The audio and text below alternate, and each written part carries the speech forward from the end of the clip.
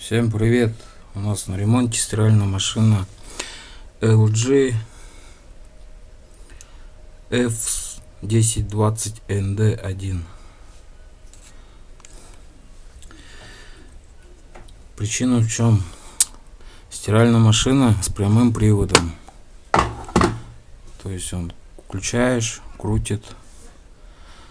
Бывает свистит, не крутит, жужжит и так далее.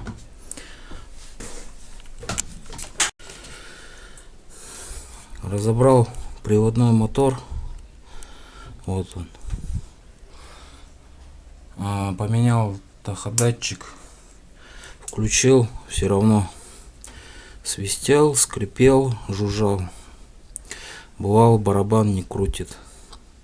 Крутит, но не крутит. Крутит и еле-еле. Разобрал модуль. Вот он. Вскрыл его. Думаю, может, где обрыв по датчику, но там все цело. В итоге решил прозвонить. Вот вывод на статор. Один желтый вот провод не звонился. Отсюда вот статор, получается, звонится. Здесь все цело. 3 обмотки. По 5, по 6 Ом. А отсюда не звонится. Разобрал. Вот он нашел обрыв. Получается, 2 фазы работал, 3 не работала. Вот вся причина. То есть вот провод был закреплен здесь, она болталась.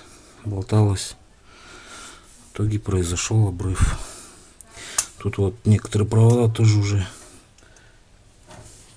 в трещинах. Тоже им скоро кирдык. Так что имейте в виду. Да, если вызванивать будете, надо вызванивать отсюда.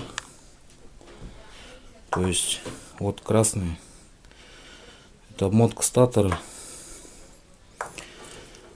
Вот синий, белый, красный, серый.